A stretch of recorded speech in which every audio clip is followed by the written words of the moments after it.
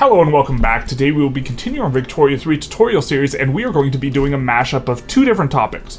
The first topic is going to be, we are going to be discussing all of the Mapi rivers. Those are the rivers that in particular give the market access price impact modifier. This is a very strong modifier. These rivers are all very strong, and so we are going to discuss that, and then we are going to rank which ones of these are best. But before we do that, we will kind of be discussing the second topic, which is evaluating states, because the way we are going to rank the river is not based on the modifier itself that you give, because almost all these modifiers are exactly this one, but instead we will be ranking the rivers based on all the states tied to it, and so we need to talk about how we do evaluate states and how to think of the valuation of states, and this isn't something that's like set in stone, and it's also something that changes over the course of the game, and we're going to be talking about that. So we're first going to unpack that, why Mapi is important, what makes a state good, what things to look for in states, and then we'll be doing a ranking of these rivers. This tutorial is probably going to be pretty long. If you wanted to skip ahead to a specific thing, I advise you to do that. There will be chapters down below, and without further ado, let's get into it.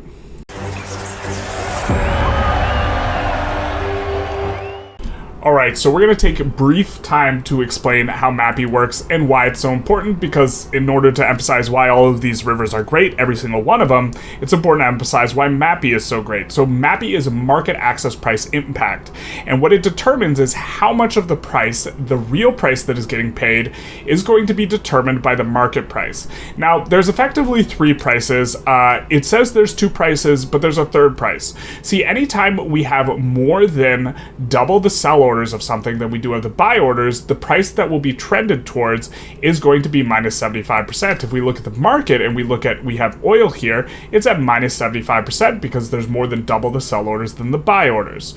Here with the opium, what is the local price for opium is 46. This is not minus 75. In fact, it's a minus 7. And the reason for this is because Mapi is determining the price, the market access price impact. If it were only local price and there was no market, it would be at minus 75% and all the buildings would fire down. What this Mapi means is 90% of the price is determined by the market price instead, and our market price is 49.8 to be exact, which is basically base price for opium. And so what you have is the price here in Sind is pulled down to minus 7%, and this is should look like a pretty nice number in terms of how things work out, because it's getting pulled down towards this minus 75% figure with 10% of the weighting, because 10% of the weighting is being determined by the local price. So we can think of what the price would be with the balance in any individual state.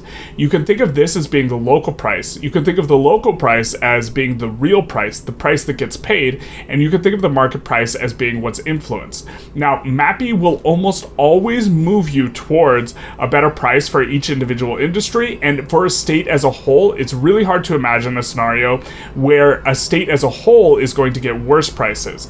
Now, there are a few scenarios where you can end up paying a worse price in an individual industry, but in the aggregate, prices are going to be very, very well pressured in a good direction as a result of Mapi. So, for example, here in the opium plantations, the fact that the market price is determining this to be, more than double it would be if it was just a local price, is allowing the weekly balance to be so high.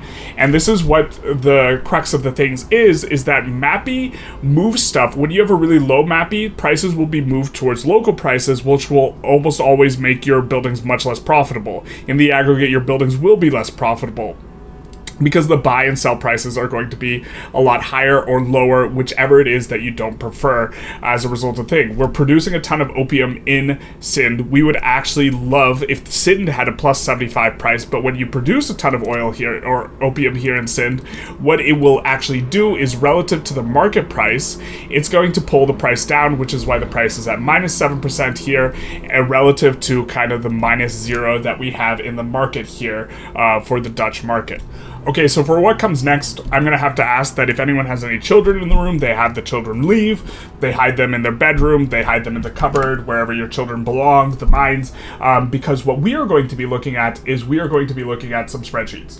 We're going to be taking a closer look at the Mapi, and you can see here what we have is what happens when the market price is at a certain value, and then we have either a glut in a given state or a shortage in a given state. These two scenarios are very, very common. It's very common you are either running a glut or a shortage with the local price that's informing the real price.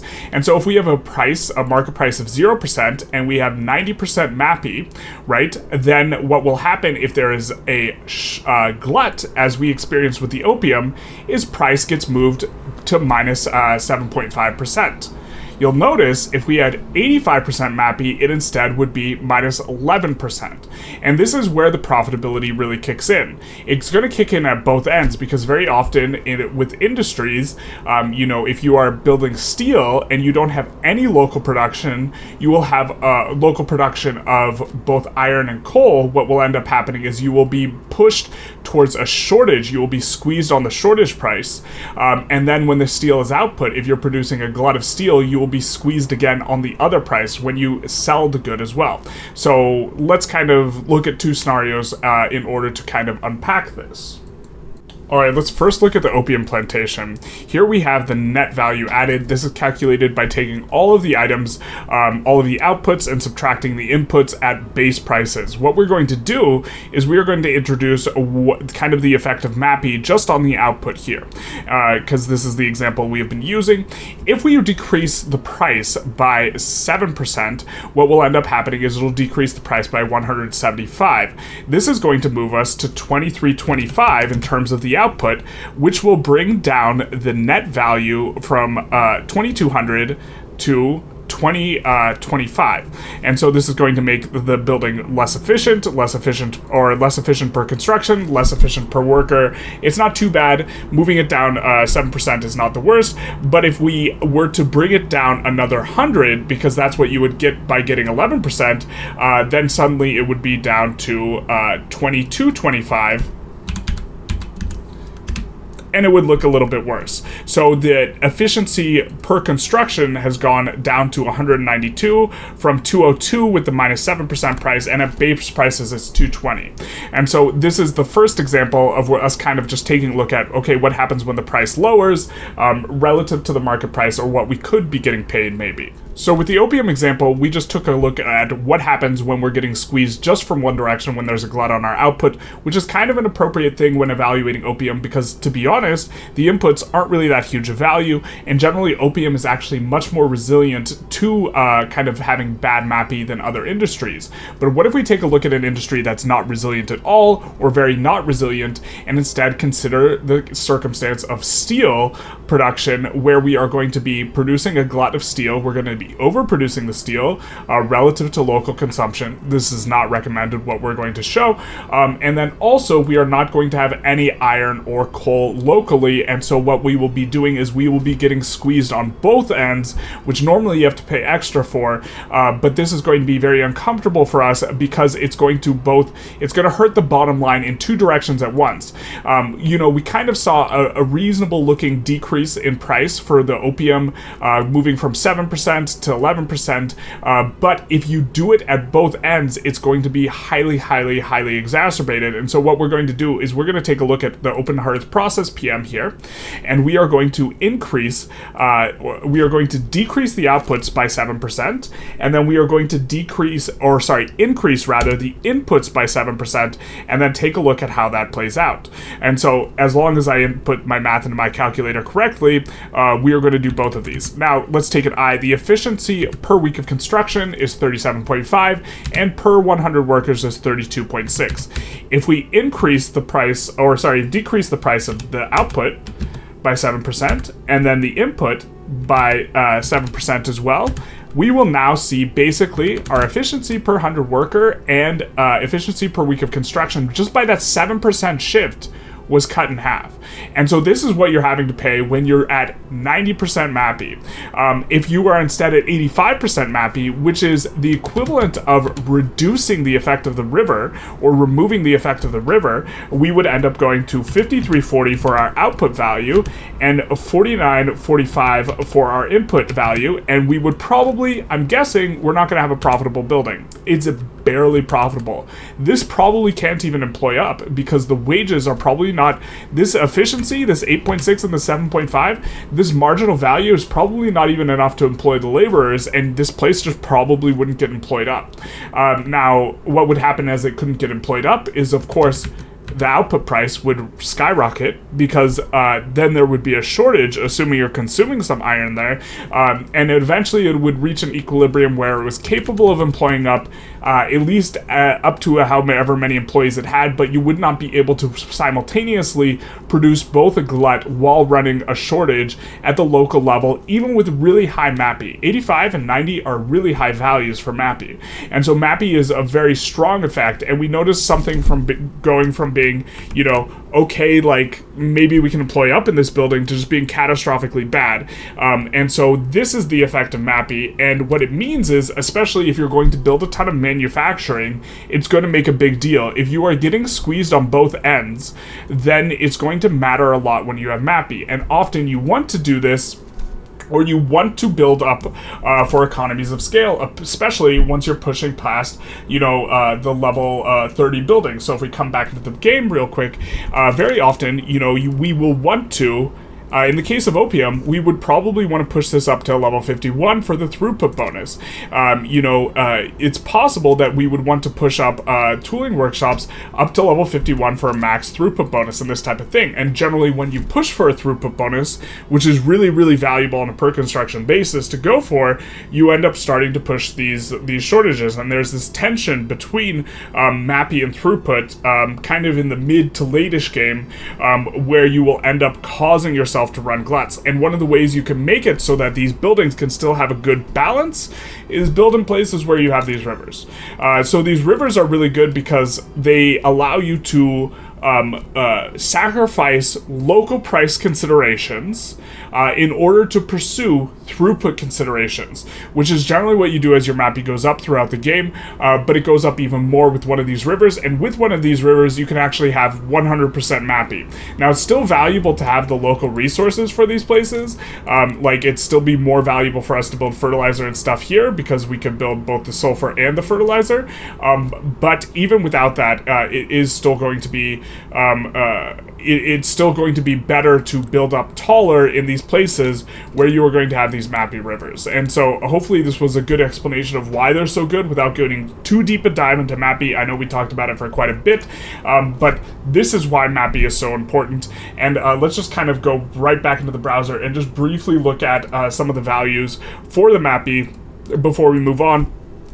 Because you'll notice that there are huge changes on various conditions. We have 3 conditions here. If the price is at 40%, 75%, and 0%, we looked at the 0% price.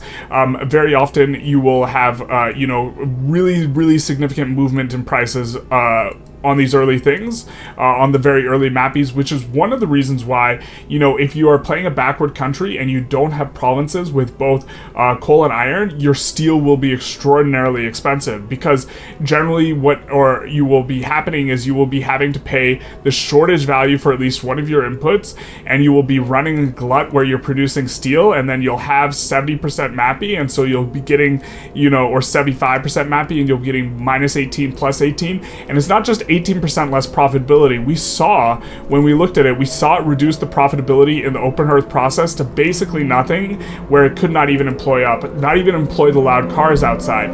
Now, Mapi will be less of an impact in terms of moving values when you're already in the direction. So for example, if you have a market price of 40% and your shortage of the good in the area, it's not going to move the price as much as if you had a glut in the local area. Which makes sense because it's pulling it towards an equilibrium. But more Mapi is going to be pretty much better. It's not going to be better for every single industry all the time, but I can't imagine a scenario where a single state will not benefit hugely from Mapi, which is why we go for these Mapi rivers.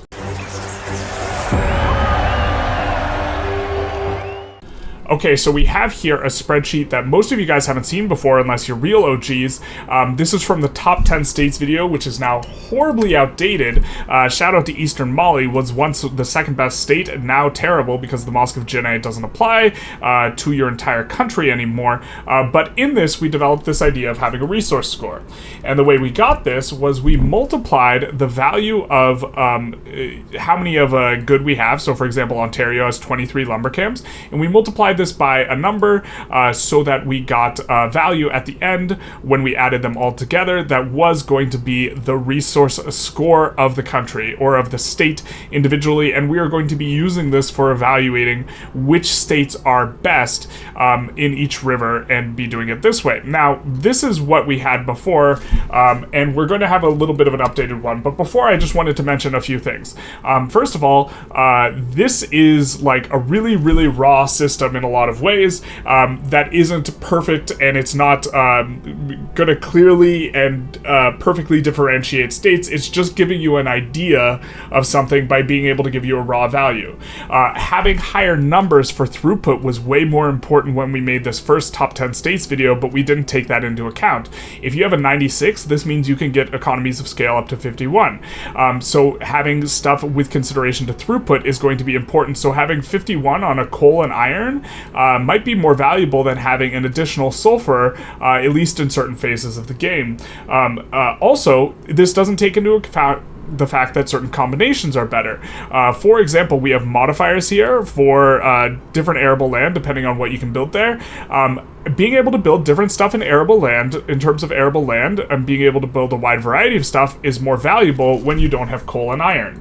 This spreadsheet doesn't take this into account because when you have coal and iron, you can build the industrial goods really well. And if you don't have a lot of coal, and if you build the industrial goods and you start building tall in a state, then having the available arable land for migration can be useful. But if you don't have any of this stuff, then building over your arable land can be useful because you're not going to pull as many migrants there relative to your other states.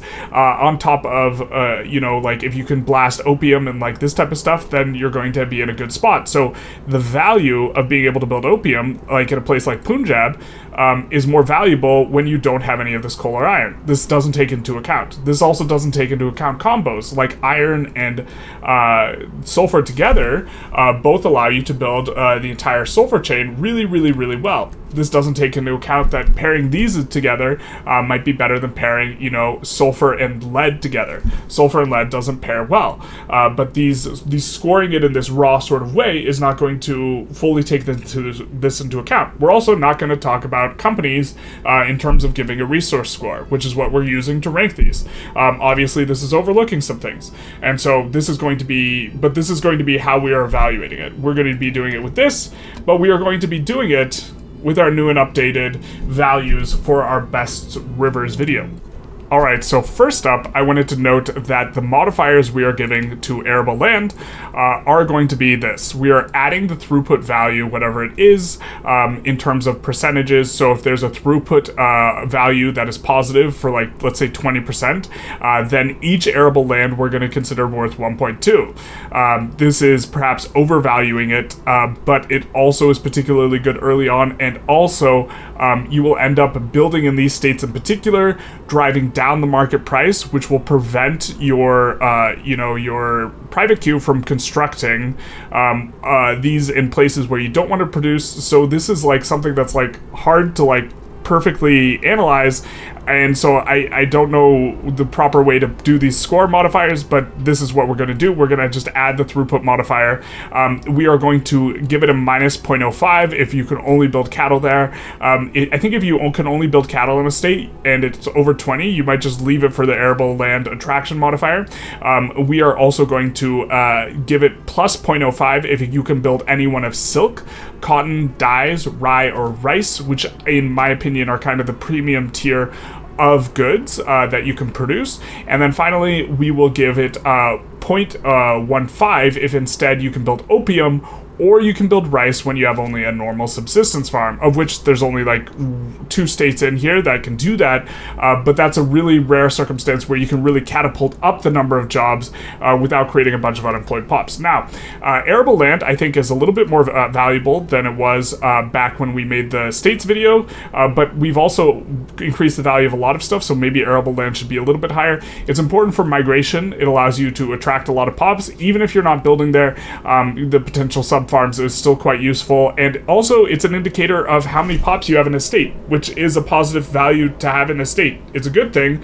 The more arable land and the more pops you have, the more infamy you're going to have to pay for the state, and this is difficult to quantify. This isn't really a tier list of which ones you should take, because there's other metrics determining what you should take, but I do think that this is worth mentioning, that it kind of covers not only what you can build, but also what you can attract, and also how many pops are going to be there, and these 3 things kind of are what arable land is about. Okay, we have doubled the value of gold from here to here. Gold is extremely useful. It's extremely useful in the early game, and this is going to be something we notice for all of these, is all of these are going to be good at different phases of the game. It sucks, but this is the way it is, and so we're just giving a value for like an overall score, which is going to, generally speaking, overvalue the early game with a couple of exceptions, but gold is just disgusting in the early game. In the early game, you don't have a lot of construction, and it gives you gold fields for free. The gold fields are effectively free construction, and then on top of that, it gives you a ton of money into the treasury for free, and these money is just minting, so it's a free money modifier, and so whenever you have gold, it will allow you to construct so much more, and it will just cause your economy to snowball out of control. A lot of times people will be like, how'd you get such a big economy, generalist? What are you doing? It's like, well, I just took the South African states at the beginning of the game, and then you snowball because you get gold. And that's like, I mean, that's not the only part of the answer. That's kind of facetious, but like, that's a big part of the answer. Gold is just so valuable. There aren't going to be any gold in any of these states, but I did want to put in a value for it and do kind of talk about it.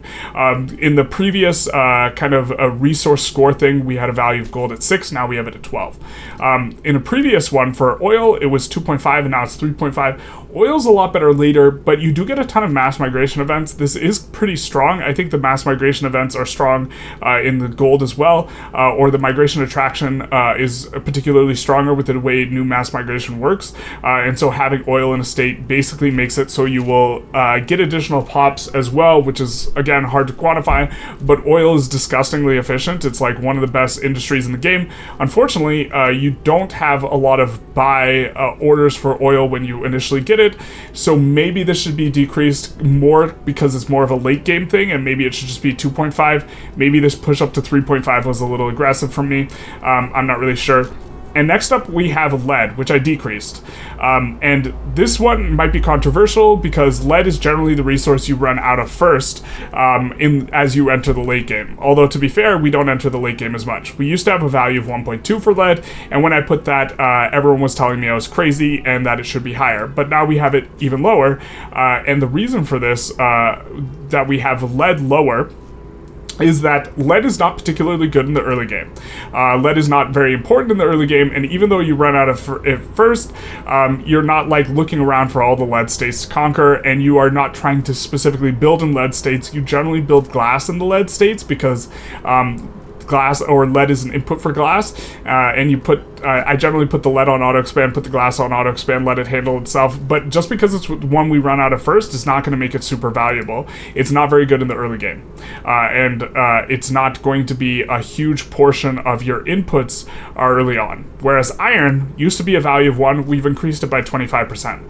Iron is super good in the early game, and also iron is basically it is the biggest input for steel. And generally speaking, steel is going to be important because you are going to be building steel where you are building your construction sectors. It is going to make your construction cheaper. It is going to make your steel way more profitable. And so having iron that you can build, because almost all the inputs here, we got to scroll over to the inputs. What am I doing here? Almost all the inputs for steel are going to be iron. It's mostly iron. and like less than half of that is coal, because iron has a base price of 40 here, and so 240 value of oil versus iron versus 90 value of coal. It's way more iron than coal, and so iron is the basis of construction in the early game, and so you really want to be able to crank it up. It, along with wood, is the basis of construction, and so we are cranking iron up from a value of 1 in the previous kind of rating scale to 1.25. Next up, we have coal. We left coal at 1. Coal is now the measure of all things.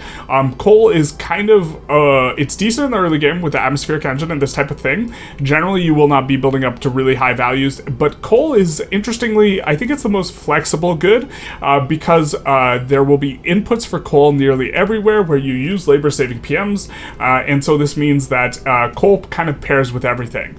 Iron pairs with a lot of things as well. Lead and sulfur do not pair that well, but we put coal at a value of 1. And next up, we have sulfur. The thing is sulfur you generally can get a lot of. The problem with sulfur is not... Well, so sulfur has the best PM in the game, tied with gold. It's not a matter of the sulfur industry being bad. It's the fact that you can't create enough buy orders for sulfur, generally speaking. And so what ends up happening is you kind of have more than enough of it. Also, a lot of the places you expand that are really meta, like Borneo and this type of stuff, have a lot of sulfur.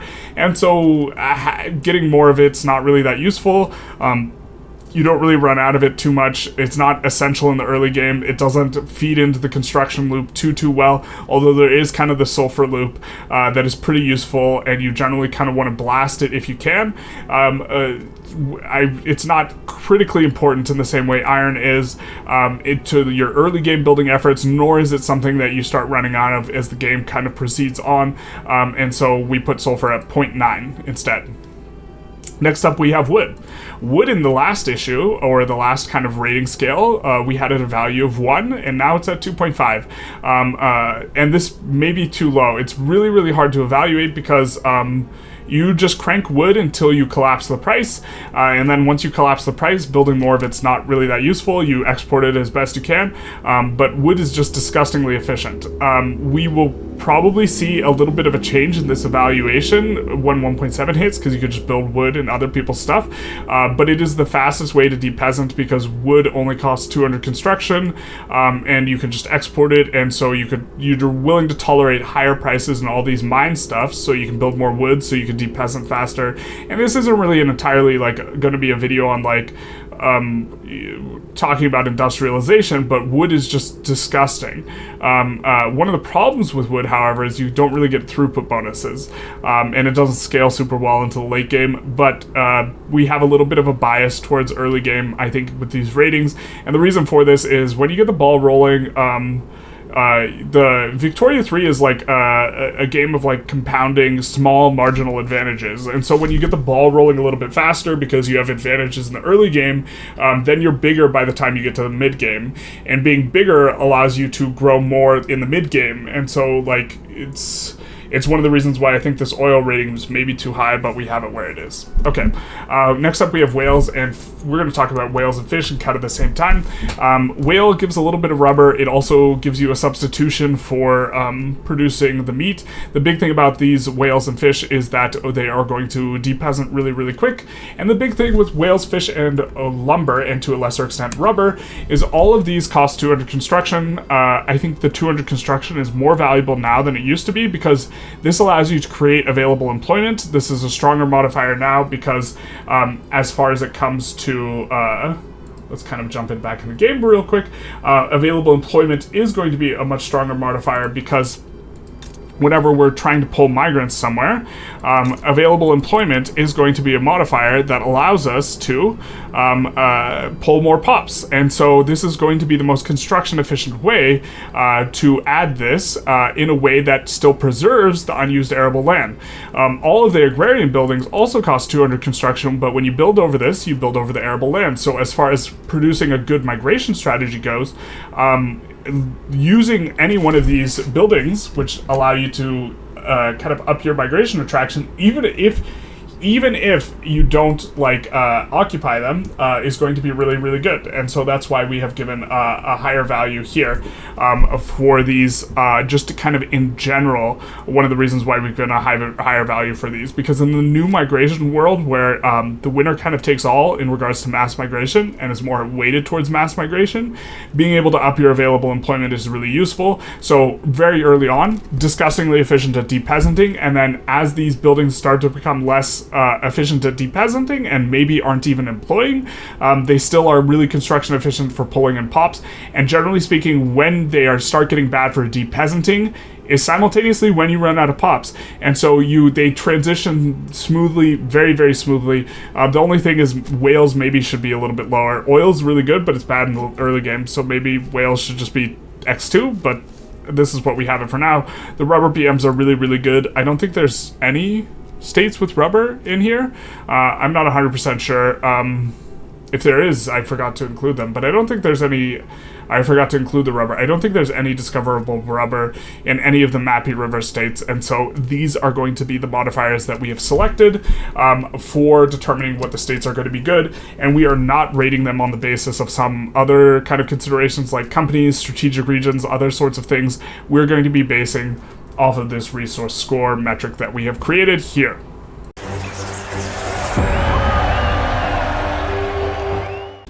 I just wanted to note, we are going to be judging those rivers by their total resource score, not their average resource score. I thought average was better, but then I pulled it, and you guys overwhelmingly thought the total resource score would be better, and so we will be doing that. First up, we have in 9th place, we have the Indus River, which is going to give, of course, the 5% market access impact, and is going to consist of Sindh, Punjab, Kashmir, and Baluchistan. Of note is going to be Punjab in particular is going to be an absolutely insane state because it has so much arable land. But let's not talk about it like this. Let's talk about it in the Highland way, the better, moral superior sort of way, which is of course looking at it in the spreadsheet. If we look at it in the spreadsheet, we will see that Punjab, what's really here to write home about Punjab is 650 arable land, and Punjab's leading the pack with a resource score of 269. They had an average score of 8, or if you're judging them by average, they had an average score of 113, which put them as number 8 as well. Punjab, out of all of the states, was number 7th, and it just has a ton of arable land. And not only does it have a ton of arable land, we gave it the very biggest modifier because Punjab has a 20% throughput modifier on plantations as well as agriculture, which is insane, on top of having access to opium. And so this is going to be really, really good. Not only that, but if we kind of just hop back into game real quick like a savage, what we will see is that we also have access to the full gamut of every arable land or arable good that leads into other than rubber, that leads into the clothing industry, and so we will be able to blast clothing industry really good. You saw how important Mapi was for, affecting prices and having stuff in the same place, because then you're not negatively affected by Mapi, and so this will allow us to build really, really, really, really profitable dye plantations, silk plantations, and cotton plantations if we also have corresponding textile mills, consuming the goods. And then not only that, the textile mill balance will be really good. You see these prices, these are low collapse prices, and so the textile mill industries are going to be really good. And this is going to be kind of a prototypical version of this kind of state that is not very common, but the dye plantations, silk plantation, cotton plantations, really, really good. On top of that, they have regular subsistence farms. This is preferable because every time you build over one of these, it fires 5,000 workers, but when you build over one and it fires 5,000 workers, and then you can just immediately employ up another 5,000 workers, then you're A-okay. What happens is if you have subsistence rice farms, what will happen is it will fire 10,000 workers, and so if we were in Nagpur to build a dye plantation, we would fire 10,000 workers, we would employ 5,000, and we would create a ton of unemployment. You don't get that if your primary thing is a subsistence farm instead of a rice farm, so this is preferable. It's pretty nice. Sindh has a little bit of sulfur. I think that Sind is actually a really, really underrated expansion spot and will probably be better in 1.7. The reason I went from not going for the Sind very often to going to Sind for every game to not going for it anymore. And the reason why is the UK often gets mad at you or gets antagonistic and sways in to conquer Sind and this type of thing because it is in the North India strategic region. And so because of that, we've kind of started leaving it alone. But if you, in terms of really good conquest places, going for Sind into Punjab or into the Sikh Empire, really, really strong play. And then not only that, they will, of course, not only on a resource and pop basis, because this is the highest pop state in the entire game that's not a Chinese state or an Indian state, going here for the pops, and then, going, also getting the sulfur and getting the river bonus, all of this together is really, really good. So, despite it being 9th place, everything on this tier list is going to be good because the rivers are so good. So, yeah, going for this is going for anything that's unrecognized on this list is going to be pretty solid.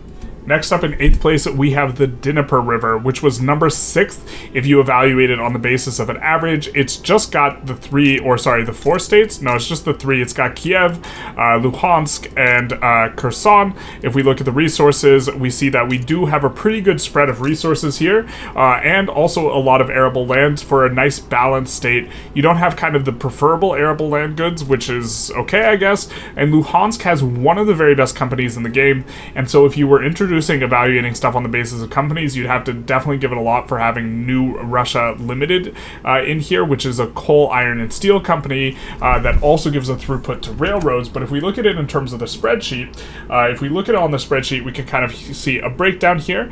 There is in this all of these river states. There's 45 iron, all of which is in Luhansk. There's 200 coal. There's 22 lumber, and there's also 22 fish. This is the river region that has the absolute most fish. There's kind of an average score here of 161, again number 6 in average, and we do have a 0.15 modifier specifically because all of these areas do have the black soils or the Ukrainian soils modifier, which is going to give additional throughput and is going to be quite strong. Very often, going for this is a little bit more expensive because if you go for this, it will be generally under recognized territory, and so this will cost more infamy. But if you can manage to somehow pick up Luhansk specifically, excellent state, because you will get New Russia Limited, you will get a nice place to build stuff, and you will also be able to generate a lot of migration attraction because it has quite a hefty amount of arable land. We can see it here, it has like 110, I think this looks like, and so this is going to be quite valuable. And of course, we do have the Mapi bonus, which is the very crux of the thing. And then also on top of this, we do have ranches throughput. We're not really valuing this too high, and we're not valuing it together with the black soil, but it's not nothing. You just won't very often use it. We're giving this plus 5% on states that don't have a different modifier, but this is already giving plus 15% when evaluating the arable land. And in particular, it's going to be really, really nice place to build vineyards and wheat farms if you want to go that route. I think you generally prefer building the wheat farms in Kiev, though, as you have a lot more arable land, and they also don't have the iron resources needed to kind of build as tall, specifically in the early game, and then in the later game, maybe you just prefer the migration attraction. Next up, and just next door, we have the Volga River, which is going to consist of 5 states. It's going to consist of Tver, Moscow, Kazan, Saratov, and one more, Astrakhan, I think it is. All these states are going to be they're going to be relatively solid. Saratov notably does have a iron, but also has 60 oil that appears there, which is really helping to pull up the average. Moscow is going to be a pretty good place to build really early on with the coal and the iron. We have Kazan here. It has rye farms and it has a ton of logging, and the really big kind of story is the logging overall. Not only having this 40 logging camp in Tver, but all of these will have the Russian, or a couple of these will have the Russian taiga forests, which gives the 20% logging industry throughput modifier, which is super, super, super nice. Jumping into kind of looking at it through the spreadsheet that we have kind of made up here, we do have Saratov scoring the highest, largely on the back of the oil. Again, wasn't really sure, maybe oil should have been a little bit lower. It's the 5th highest state individually with Saratov, and then overall the river has the most lumber when you take into account the throughput bonus, which throughput is generally better on lumber, because in the case of something like an 8, throughput is more valuable the less of it you have, because if you already have 50% throughput and you add another 50% throughput, that's only adding an additional 33% output, right? But when you have 0 throughput and you add 50% throughput, it's adding 50% output. Lumber you generally don't really have high numbers on, and so the throughput is generally more valuable. But I mean, this is the state with the absolute most lumber in the game, and certainly on this list in Tver, and so that's kind of where we're writing home about. And then Moscow is going to be kind of the state to build in. They are ranked number 7 overall in terms of total raw resource, with a resource score of 868, but they do score quite well on the average, reaching number 5. We see a couple columns in the resource adjustment. This is to account for the throughput modifier on the logging, but overall it's going to be, again, a very strong region, generally speaking, to build in, especially to build tall in because of this river bonus. Next up, in 6th place, we have the Rhine River, which is an absolutely enormous river complex, but you will see this kind of theme with the rivers in Europe, generally speaking, have really low arable land, and this is going to pull it down. It's actually going to be ranked 9 in terms of averages. We are stretching all the way from Holland through Gelre. Ruhr, I think, is not part of, or Ruhr is part of it. Yeah, Ruhr is part of it. Then we have North Rhine, we have Rhineland, Alsace-Lorraine, we have Baden, and then we have East and West Switzerland to round out the entire region. The very crown jewel of this is going to be Alsace-Lorraine, where we have both the coal and iron in enormous amounts, enough to give the 51 bonus, and we have a very respectable level of agriculture here with 65, this appears to be. If we jump into kind of the browser, we can take a little bit of a better look. I said we could take a little bit of a better look at this, of course, with Alsace-Lorraine getting a resource score of 202, the next one being Rhineland and West Switzerland. In terms of having a really high amounts of coal and iron, they are scoring really well as far as the rivers go. I believe they're number 2 in both categories, and, you know, kind of doing pretty okay in the lumber department as well. But the real problem here is there's just not a lot of arable land, and so it's hard to get a lot of pops here because you're not going to be utilizing an arable land modifier. You can get available employment modifiers in order to pull people there, and this is probably what you want to do, and it's a really strong place to build tall in despite not having a lot of arable land, even though this would be preferred, because you will be having this Mapi river bonus. And so there are also a few adjustments for resource scores for throughput bonuses that are applying to coal in Alsace-Lorraine, Ruhr, and North Rhine. But overall, you will get kind of a lot of states that are really good in the early game here. In Alsace-Lorraine, in West Switzerland, we're looking at all the states that have both iron and coal. To a lesser extent, Ruhr, I think that this is kind of just a really low iron amount, but then we also have North Rhine, and Baden's decent enough. It's not Bad, and is it? Yeah. Next up, we have the Ganges River, which is actually the river with the very best modifier in it, because it is giving agriculture and plantations throughput. If we were evaluating in terms of average score, this would be the most valuable river, and we have a really, really kind of interesting thing where we have enormous arable land, and this is what we're writing home about. And not only do we have enormous arable land, we have 2 states where we are going to have access to silk, dyes, and cotton. So it starts in Delhi, which has access to all 3. It is the highest arable land count province of the game. It doesn't have the highest pop because it has regular subsistence farms, but recall, as we discussed with Punjab, this is a good thing. Delhi is one of the best states in the game.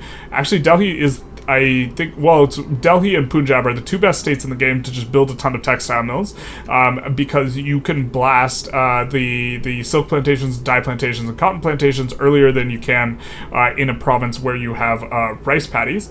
But then we come down to Adwa, which is going to not not have silk, but we do have rice. Rice is great, and of course opium, which is also great, which is going to give these guys better scores in terms of the agriculture.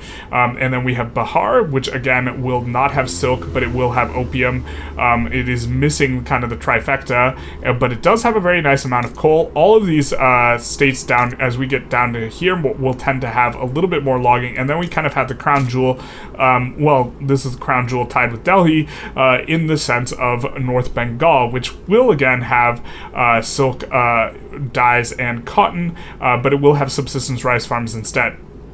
Which is why North Bengal is tied, or roughly tied, with having the very most pops in the game. So if you're going to put in a construction, or what is it, a decree for encouraged manufacturing industry, this and one other province, which we're going to discuss later, are the very best provinces to just build maniacally tall and look to abuse the manufacturing decree, because we are getting the river Mapi bonus, and we have an enormous amount of arable land, which means we will be able to support millions and millions and millions of pops. It'll be very, very, very strong, and this state is also strong, and it has iron, which is going to be good in the early game, and it has logging, which is also going to be good in the early game, and can help alleviate some of that pressure of building some of this agricultural stuff in the earlier game, especially with the 15% bonus, which is very strong, especially stacked with opium. There's only a few provinces in the game where you have a bonus stacked with opium, and these are 4 of those provinces. We see the other 2 kind of here,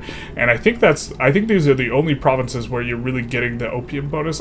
There's maybe a couple stragglers, but very, very, very strong. And so this is going into patch 1.7, something to keep your eye on, which is going to be blasting opium in kind of these six provinces, which are the 4 provinces on the Ganges, as well as Punjab and Sindh. I think this will be quite strong, and there's, I mean, like, these states, well, okay, we need to jump into the, why do we keep doing that? Okay, because we minimize it, that's why, the truth hurts. But if we look at it in the things, we can see almost all of the score is going to be coming from arable land with these guys.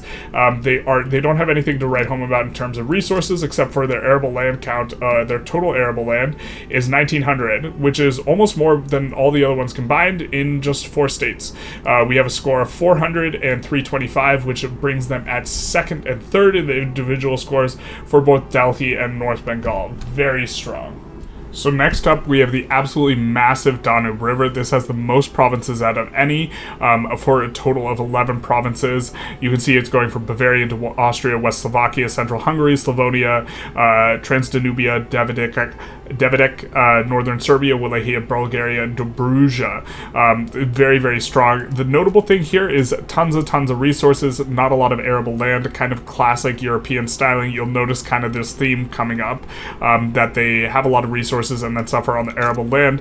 There's a few really, really nice states that have both iron and coal. Wallachia is an absolute monstrous state because 60 oil will appear here. A few of these will be getting 10% throughput from agriculture on the Pannonian Plain.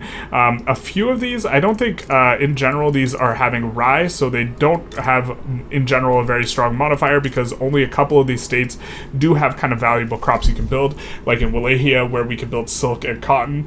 I believe if you're playing Romania, they do have a silk throughput bonus that is unique to Romania, but there's no, well, there is Romania there, which is, I believe if you start as Wallachia, you get that. But let's take a look at them in the spreadsheet, because it's going to be a lot more intelligible in the spreadsheet, because there's 11 states.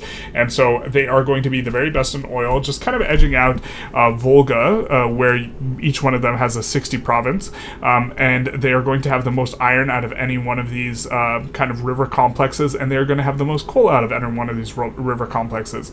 Also just kind of edging out the Rhine here a little bit, which makes sense. I think on an average basis, they're maybe a little bit lower than the Rhine, because I think the Rhine only has 10 states. This one has considerably more states. Or is it 10 states here? For 9 states versus 11 states.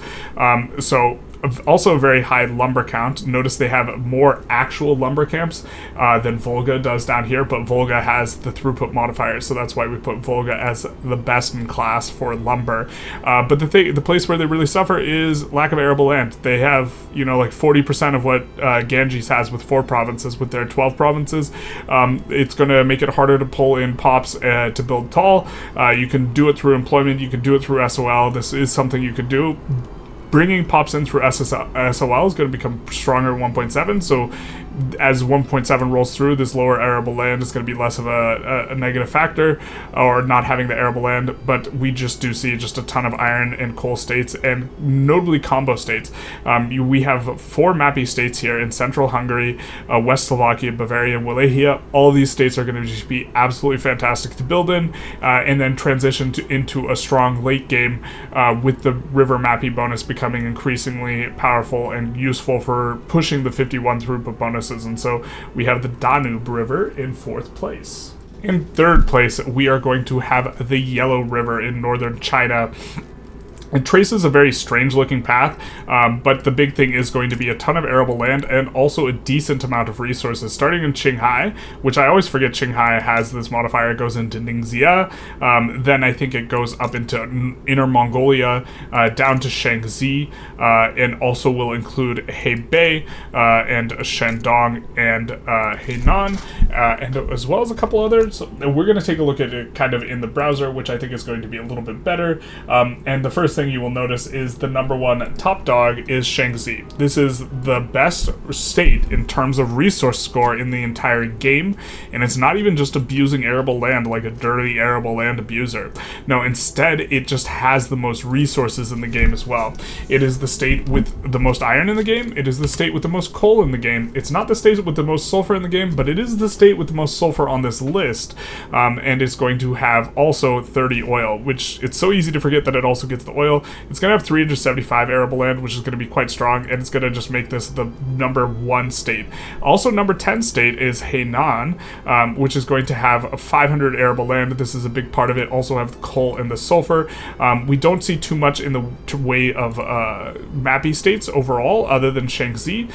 We do see Hebei having a smattering of iron and coal, but Inner Mongolia will be a little bit better to build in, but you have, I think if you're playing Qing, you have discriminated pops there. We also gave Inner Mongolia, we have a note here that they have a 10% bonus to pastures, but the only thing that they have is cattle pastures, and we still give them a little bit of a bonus because it's going to be the best place to build them, and it's fine enough. We'll give them a 5% bonus of, even though they are getting like a detriment from only being able to build cattle. Also have the most fish thing in the game, but total they also have the most sulfur in this entire river complex, but on the other resources, it's very, very solid, but it's a combination of, you know, being both solid on the resources and on the arable land here. That's gonna give this kind of the number 3 spot, with a number 2 average overall, trailing behind Ganges a little bit. And also, you know, if we tone down how valuable arable land was, and maybe we think arable land's a lot less valuable in general,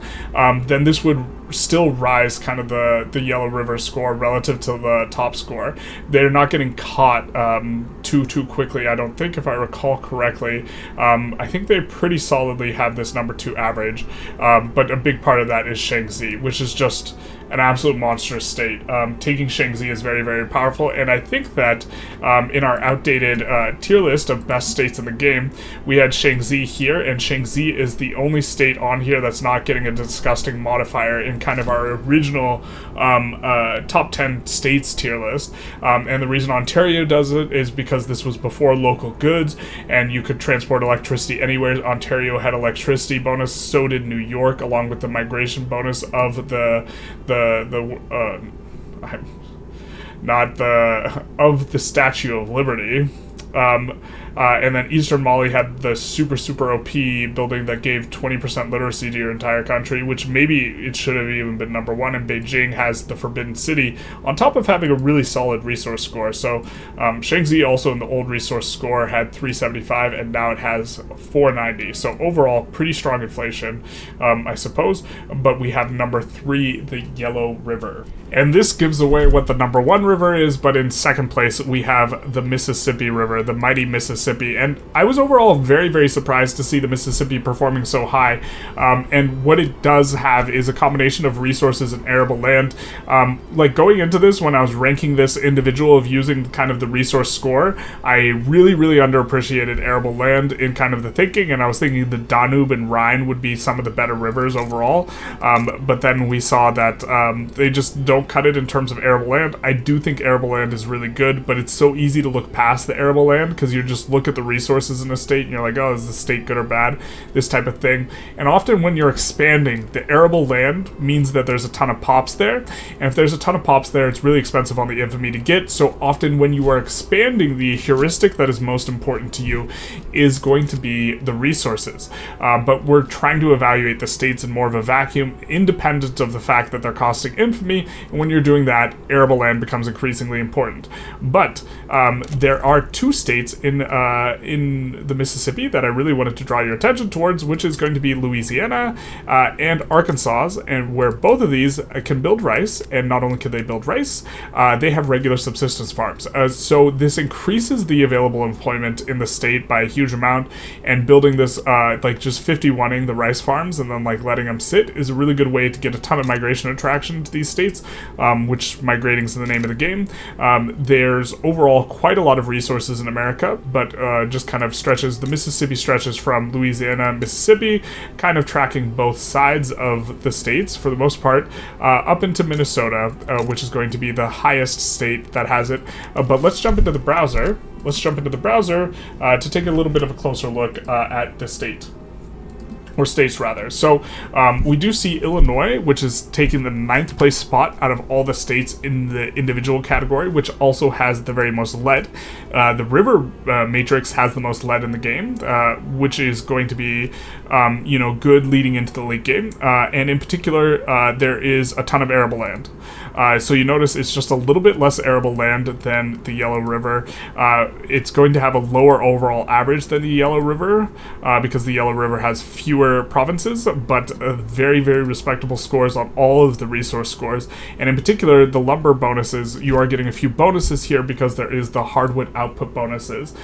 So we are accounting for that in terms of adjustment, making a slight adjustment, but really, really high on the sulfur and coal, a little bit deficient in the iron. These aren't like the really good Mapi states for building in the USA, at least in the early game, but they transition very well as you get into the late game.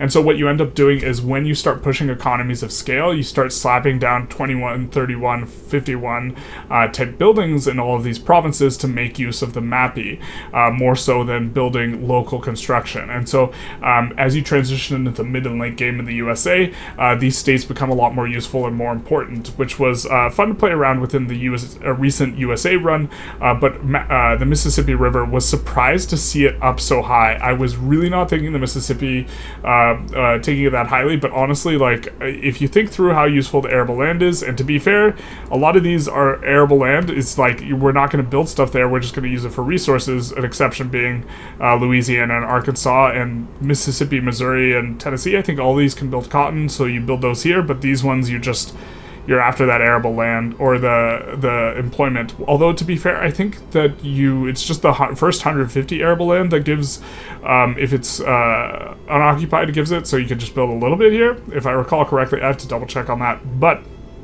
very, very strong. Also smattering of oil in a variety of places, which is definitely going to be helping them out.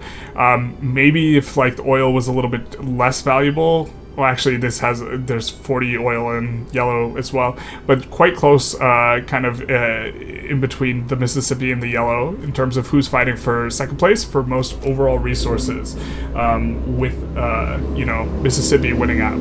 That, of course, leaves the final river, the Yangtze River, in South China, where all of China's pops are, which means there's going to be a ton of arable land here, and that's the main story of the Yangtze River, but there's also a lot of resources.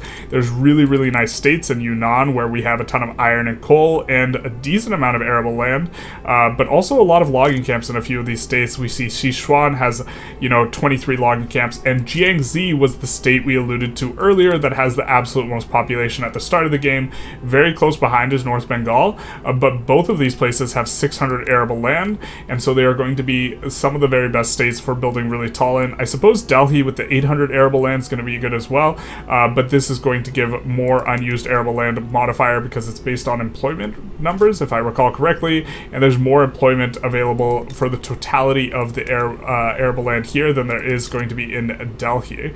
If you see 3.5 million versus, let's see, 5.3 million, but coming back over here, Jiangxi is going to be very, very powerful as one of the states where you can just slap down a decree for encourage a manufacturing resource or manufacturing industries and just build it super, super, super tall.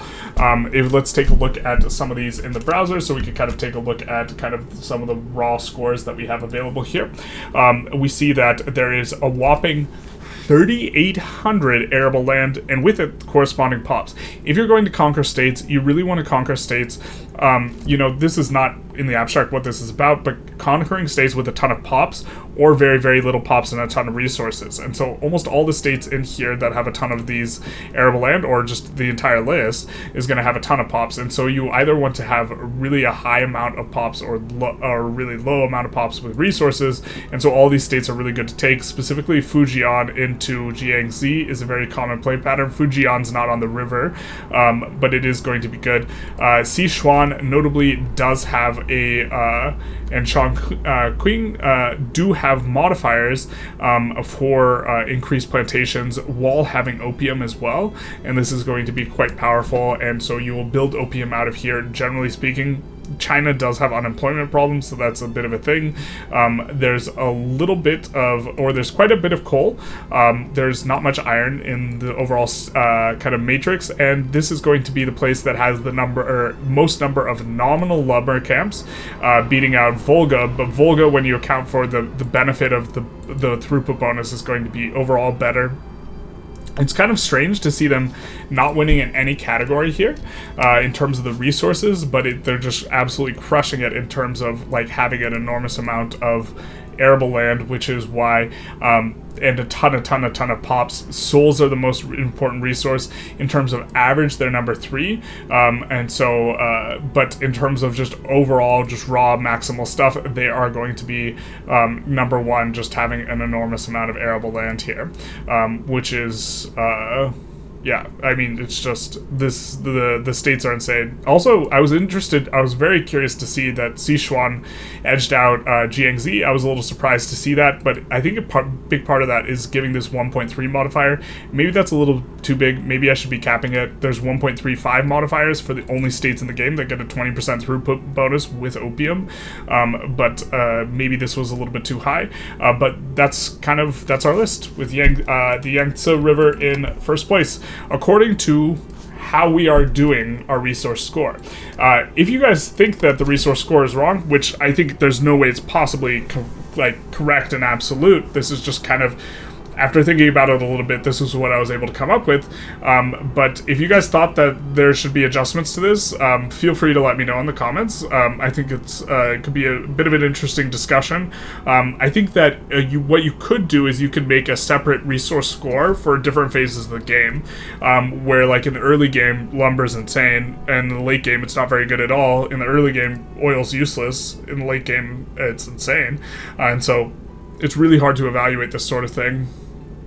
But this video has gone on long enough. I will not be summarizing the video.